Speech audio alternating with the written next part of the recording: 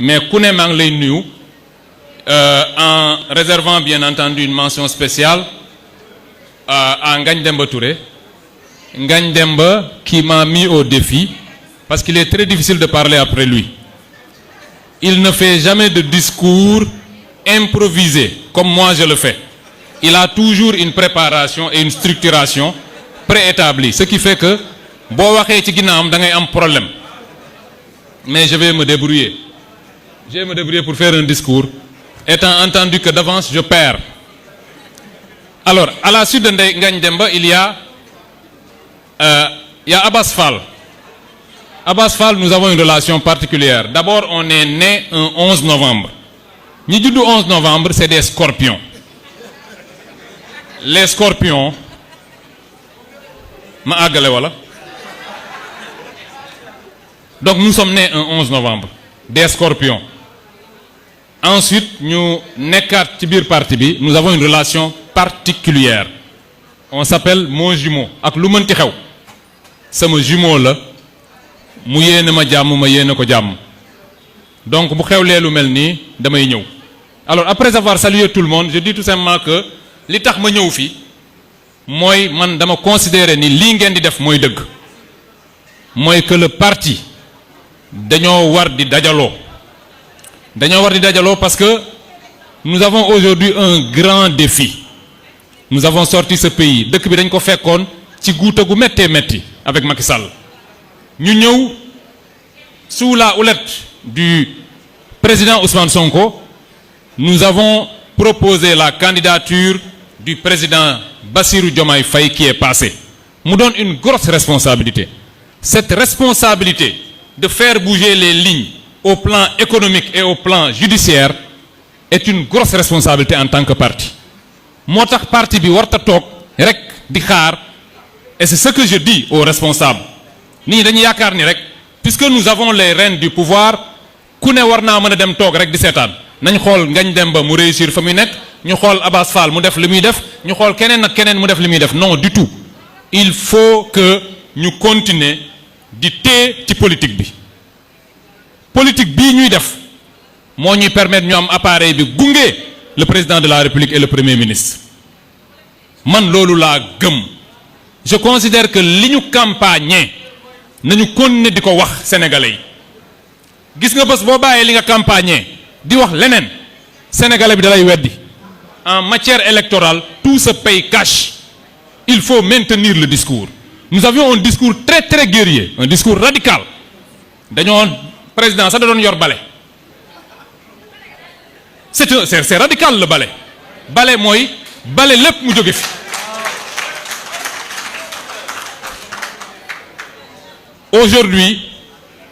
Aujourd'hui man li ma jàpp gëm ko mooy dafa mel ni ci làmb booy bëreeg nit mbër yi dañ koy wax sax boo ñëwul ma ñëw ñun nag dañ jàkkaarloog kulunaa yi waa APR ñuy yox-yoxi ñëwuñu ñoom commencé nañ ñëw man loolu laa jàpp parce que bu ñu demee ci dëkk bi ba APR commencé waat di réorganiser wu Macky Sall toll fu muy toll di nommer ñeneen naan leen kii mooy téye lii kee mooy téye lale c'est parce qu'il a encore de l'espoir que son parti va continuer à exister.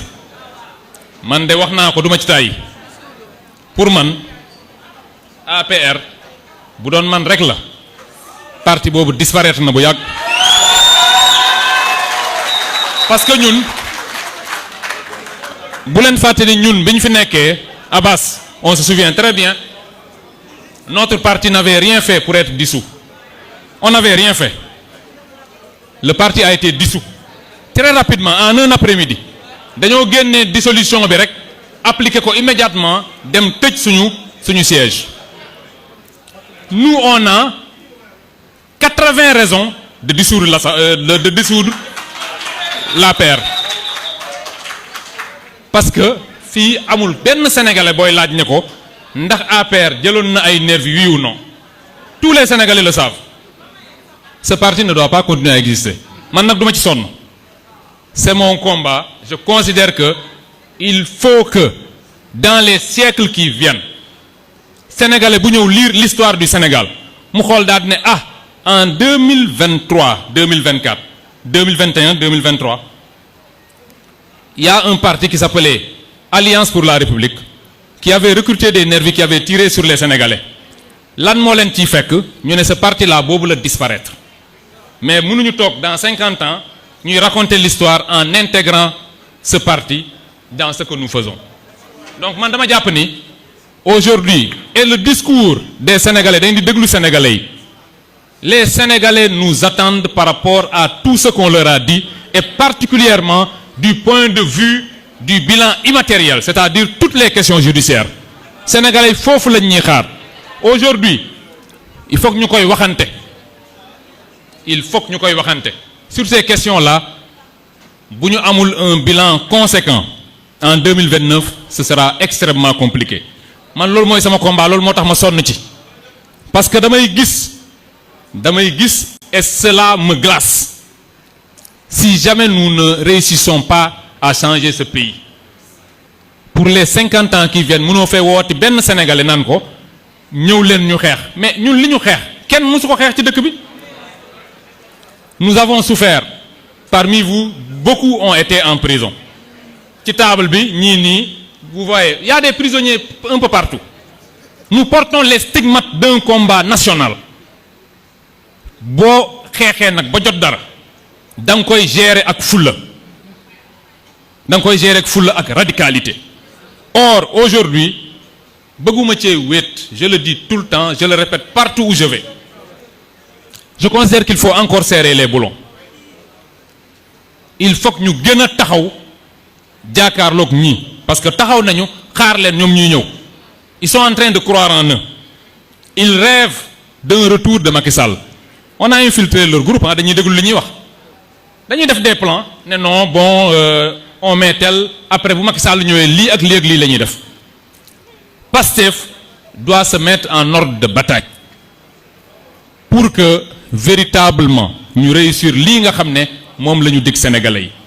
Et encore une fois j'appelle au décloisonnement, c'est-à-dire que nit ñi bu ñu rek participer aux activités de Pastef parce qu'il y a derrière un intérêt politique particulier.